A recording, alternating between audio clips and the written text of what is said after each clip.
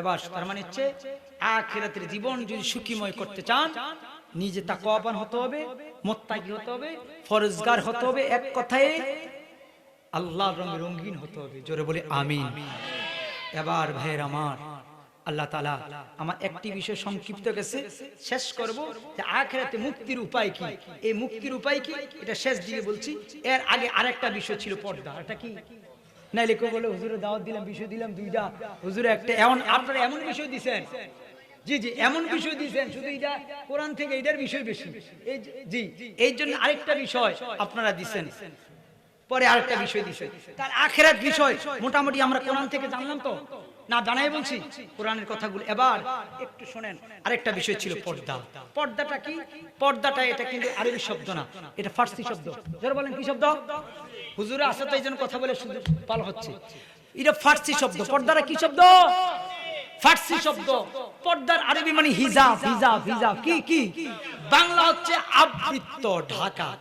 ও আমার আম্মা জানেরা, ও আমার শাশুড়িরা, আমার বোনেরা, মেহেরবানি করে একটু কথাগুলো শোনেন। আমিও আপনাদের মতো কোন মায়ের সন্তান গো আম্মা জানেরা। এই কথাগুলো আজকে শুনুন। আল্লাহ রাব্বুল আলামিন কুরআনুল কারীমের মধ্যে বলেন, ওয়াকারনা ফি বুয়ুতিকুন্না ওয়ালা তাবাররাজনা তাবাররুজাল জাহিলিয়াতিল উলা। আল্লাহ তাআলা কুরআনুল কারীমে বলে দিলেন, ও দুনিয়ার মহিলারা শোনো, নারী জাতি তোমরা বড় সম্মানী জাতি, তোমরা জাহিলি যুগের মহিলাদের মতো তোমরা উচ্ছৃঙ্খল ভাবে বেপরদায় নিজেদের ঘর থেকে তোমরা বাইর হয়ো না। তার মানে ঘর থেকে বাইর হয় চলে আবৃত্ত করে নিজের শরীরটা দেখে শালীনতা পোশাক পরে ঘর থেকে বাইর হতে হবে। এটা বলেছেন কে? এই জোরে বলেন কে? আম্মা জানেরা শোনেন গো আমার আম্মারা, আপনাদেরকে বিনয় বলে আমি আপনাদের সন্তান বলে বলে যাই। ও আমার মা শোনেন, একটা মহিলা যদি একটা মহিলা তিনটা মানুষকে জাহান্নামে নেবে, তিনটা পুরুষকে, কয়টা পুরুষকে? তিনটা পুরুষকে জাহান্নামে নেবে হাসরের ময়দানে। যেদিন বিচার কার্যকর শুরু হয়ে যাবে, ওই দিন বেপরদার কারণে যখন কোন মহিলাকে জাহান্নামে নিক্ষেপ করা হবে, ডাক দিয়ে বলবে, আল্লাহ আমারে কেন আপনি জাহান্নামে নিক্ষেপ করেন? তুমি দুনিয়াতে পর্দা করো না, পর্দা করো না, নিজের সতীত্বে ইবাদত করো না, এই জন্য জাহান্নামে। এবার মহিলা ডাক দিয়ে বলবে, ও আমার আল্লাহ, আমার কি অপরাধ ছিল? আমি তো মাসিমপুর বাজারে গিয়েছিলাম, আমি আমার বাবার বাড়িতে ছিলাম, বাবা আমারে বলে না, ও তুমি বাতাকান্দি বাজারে যাও। মনে কষ্ট নিয়েন না, বাতাকান্দি বাজারে আইলে মনে হয় পুরোটা মহিলা গো বাজার। আমি এদিক দিয়ে আসিতে বেশি আসা যাওয়া, এত কম না? কথাটা কি ভুল কইলাম? সব সব জায়গায় এদিকে বেশি মনে, কি কারণে জানি না। বাজারগুলোতে আগে পুরুষেরা বাজারে যেতে লাইলুয়ে এক সপ্তাহ বাজার করতো, আর এখন সব বাজারগুলোতে সব মহিলা যান, আপত্তি নেই, আপনি 100 বার যান, কিন্তু আপনার পোশাক পরিচ্ছদ ইসলামী ভাবধারায় হতে হবে। কথা বলেন ঠিক কিনা? আপনি শুধু বাজারে না, আপনি চাকরিও করেন, সমস্যা নাই, আপনি চাকরিও করতে পারেন, কিন্তু পূর্ণ শরীয়ত আপনি দেখেন। বাবারে আমার, এবার মহিলা বলবে, আল্লাহ দুনিয়াতে আমি পর্দা পশিদা করি না, বাজারে গিয়েছিলাম, রাস্তায় গিয়েছিলাম, বেপর্দা চলেছিলাম, আমি আমার সতর ডাকি না, ইসলামী জিন্দেগি পালন করি না, আমি বুঝতে পারি না। আমি আমার বাবার বাড়িতে ছিলাম, আমি যুবতী মেয়ে ছিলাম, আমার বাবা আমাকে বলে না, এই জন্য আমি যদি আজকে জাহান্নামে যেতে হয়, আগে আমার বাবাকে জাহান্নামে ফালান, তারপরে আমি যাব। 1 নাম্বার। 2 নাম্বার, যখন একটু বয়স হয়ে গিয়েছিল, আমার বাবা আমাকে বিয়ে দিয়ে দিয়েছিল, আমার বাবার দায়িত্ব শেষ, আমি আমার স্বামীর সংসারে চলে গেছি। আমার স্বামী কিন্তু আমার কোনোদিন পর্দার কথা বলে না, দুনিয়ার সব কথা বলেছিল, দুনিয়ার সব কিছু করেছিল, বন্ধুর সাথে পরিচয় করে দিছে, খালাতো ভাইয়ের সাথে পরিচয় করে দিছে, আত্মীয় স্বজনের কাছে পরিচয় করে দিছে, কিন্তু কোনোদিন আমাকে পর্দার কথা বলে না, দ্বীনের কথা বলে না, ইসলামের কথা বলে না। আমি যদি আজকে জাহান্নামে যেতে হয়, আগে আমার স্বামীকে জাহান্নামে নিক্ষেপ করেন, তারপরে আমি জাহান্নামে যাব। 3 নম্বরে স্বামী ইন্তেকাল করেছে, আমার বয়সের দিকে আমার অভিভাবক হিসেবে আমার পুত্র সন্তান ছিল, সেও আমাকে তাকিদ দেয় না, সেও আমাকে পর্দার কথা বলে না, আমাকে ইসলামী জিন্দেগি মানার কথা বলে না, শালীন পোশাক পরার কথাও বলে না। এই জন্য আমার সন্তানকে আগে জাহান্নামে আপনি ফালান, তারপরে আমি জাহান্নামে যাব। তাহলে একজন মহিলার কারণে কয়জন পুরুষ জাহান্নামে যাবে? জোরে বলেন, জোরে বলেন কয়জন? তাহলে পর্দা কি শুধু মহিলাদের আছে না পুরুষেরও দায়িত্ব আছে? কথা বলেন না কেন? ও আমার আম্মা জানেন, শুনেন, আপনার যেমন পর্দার দায়িত্ব, পর্দা করবেন, কিন্তু স্বামীরাও বলতে হবে, বাবারা বলতে হবে, সন্তান বলতে হবে, আপনার স্ত্রীকে আপনি যেভাবে রাখবেন, স্ত্রীর কোনো ক্ষমতা নাই অন্যদিকে যাওয়ার। আর যদি আপনার কথা আপনার স্ত্রী না শুনে, আপনি ব্যর্থ পুরুষ। কথা বলেন না, আপনি কি ব্যর্থ পুরুষ? এই জন্য স্বামীদের দায়িত্ব, আপনার স্ত্রী কোথায় যাচ্ছে, কার সাথে মিশছে, কোন জায়গায় যাচ্ছে, কি পোশাক পরছে, এইগুলো আপনার দায়িত্ব। বাবা হিসাবে অনেক বাবারা কি করে মেয়েকে পর্দা করছে না, শালীন পোশাক পরাচ্ছে না। আপনি মেয়েকে স্কুল, কলেজ, ইউনিভার্সিটির পর আপত্তি নাই, বাজারে নেন, সব জায়গা নেন, কিন্তু আপনি বাবা আপনার সন্তানকে অনইসলামিক পোশাক, উচ্ছৃঙ্খল পোশাক পরে বাবা আপনি নিয়ে যাচ্ছেন, ব্যর্থ বাবা আপনি। কথা বলেন ঠিক কি না? ঠিক কি না বলো? কথা বলেন ঠিক কি না?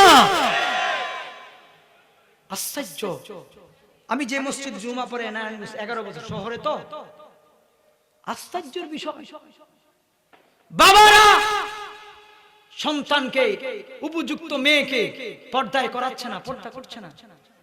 মা নিজে বোরকা পরে তার 18-20 বছরের মেয়েকে বোরকা না পরে হাঁটাই লয়ে যায়। অত বোরকা পরা দরকার ছিল মেয়ের, আর বৃদ্ধ মহিলার বোরকা দরকার নাই, কারণ বৃদ্ধ হইলে মানে এটা বুঝে নিয়ে এত কথা কথা বুঝছেন না। বোরকা পরা দরকার 18 বছরের মেয়ে, আর 60 বছরের আমার দাদিয়ে ঘরে বোরকা, আর নাতিনেরে পর্দা ছাড়া লয়ে যায়। এগুলা ব্যর্থ পরিবার। কথা বলেন ঠিক কিনা? ঠিক কিনা? এই জন্য আপনার পরিবার, আপনার মেয়ে, আপনার স্ত্রী, আপনার অধীনস্থ, আপনার মা কোথায় যাচ্ছে, এটা পুরুষের দায়িত্ব। পুরুষ যেভাবে চালাবে, মহিলা সেভাবে চলবে। কথা বলেন ঠিক কিনা? যেই ঘরের মানুষ মনে রাখবেন, যেই ঘরের মহিলা যদি পুরুষের উপরে কর্তৃত্ব দেখায়, যেই ঘরের মহিলা পুরুষ থেকে চালাক, চালাক বলতে কোনটা উল্টা বুঝছেন না, স্বামীর থেকে স্ত্রী যেই ঘরে বেশি বুঝে, ওই ঘরের মধ্যে আল্লাহর রহমত থাকে না। বিশ্বাস না হলে আপনারা নাগের চরে একটু দেখেন, যেই মহিলা স্বামীর থেকে বেশি বুঝে, পুরুষ থেকে বেশি বুঝে, ওই ঘরের মধ্যে আল্লাহর রহমত, কথা বলে রহমত থাকে। ও আম্মা জানেরা, বিনয়ের সহিত বলি, স্বামীর কর্তৃত্ব মানবেন। আম্মা জানেরা, স্বামী যেভাবে বলবে, বাবা যেভাবে বলবে, সন্তান যেভাবে বলবে মানবেন। মাগো মা, শুনেন শুনেন, আম্মা জান আয়েশা সিদ্দিকা রাদিয়াল্লাহু তাআলা থেকে বর্ণনা। এবার শুনেন কেমন কেমন এক অন্ধ সাহাবী। কি সাহাবী? অন্ধ মানুষ চোখে দেখে কিছু। আম্মা জানেরা বসে আছে, এমনি দরজা নক করলো। দরজা নক করার সাথে সাথে দরজা যখন নক করছে, দেখি সাহাবী আসছে। আম্মা জানেরা বসে আছে। আমার নবীজি একটা ধমক দিলেন, আম্মা জানেরা ভিতরে চলে গেলেন।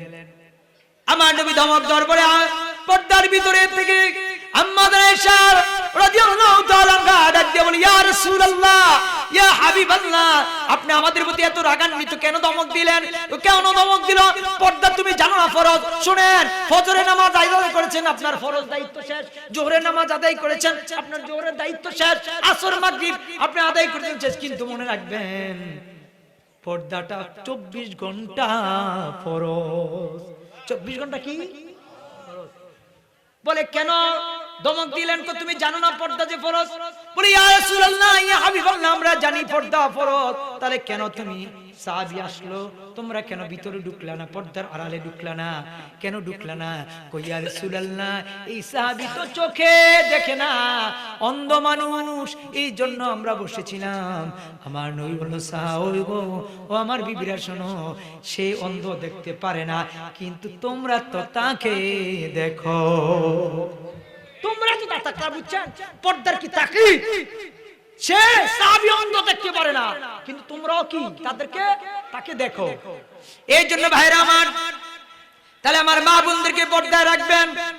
আম্মা জানেরা শুনেন, হাসরের ময়দানে এই পর্দার জন্য কঠিন হিসাব দিতে হবে। এই গোমা, এই জন্য হিজাব পড়বেন, পর্দায় থাকবেন, পশিদা থাকবেন। আর শুনে যান, চারটা কাজ করবেন আমার মা বোনেরা। পর্দার সহিত যদি চারটা কাজ করতে পারেন, ও আম্মা জানেরা, 8টা জান্নাত পাইবেন। রবের মাঝে কোনো পর্দা থাকে না। আপনারা দোয়া কবুল করে নেবেন। এই পৃথিবীতে যত মানুষ, সেলিব্রিটি বলেন, ইসলামিক বলেন, যাই বলেন, একমাত্র মার দোয়া, বাবার দোয়া। কথা বলেন ঠিক কিনা? আপনি সন্তানের জন্য দোয়া করবেন, আপনার সন্তান ওলি হয়ে যাবে। সুবহানাল্লাহ বলেন না? এবার শুনেন মা, 4টা কাজ করবেন, 8টা জান্নাত পাইবেন। 1 নম্বর, খামসা সালাত, 5 ওয়াক্ত নামাজ। জোরে বলেন, কয় ওয়াক্ত নামাজ? 5 ওয়াক্ত নামাজ যদি আমার মা বোনেরা পড়েন, 1 নম্বরে 5 ওয়াক্ত নামাজ যদি আমার মা বোনেরা পড়েন, 2 নম্বরে রমজানের রোজা, 3 নম্বরে স্বামীর আনুগত্য, স্বামীর খেদমত, স্বামীর সবকিছু দেখাশোনা করবেন, 4 নম্বরে নিজের লজ্জাস্থান, নিজের চরিত্রের হেফাজত যদি করতে পারেন, এই 4টা জিনিস, 4টা আমল যেই মহিলা করবে, আল্লাহর হাবিব বলেছেন 8টা জান্নাত মহিলাকে আমার আল্লাহ দিয়ে দিবেন। এই জন্য মা 4টা কাজ করবেন, 8টা জান্নাত পাবেন। আজকে কি বলবো আপনাদেরকে, আজকে শিক্ষিত বলেন, জেনারেল বলেন, আলেম বলেন, পর্দা জিনিসটা, পর্দা দিলে ফরজ ভুলে গেছে। কথা বলেন না কেন? পর্দা নাই, পর্দা নাই, পর্দা নাই।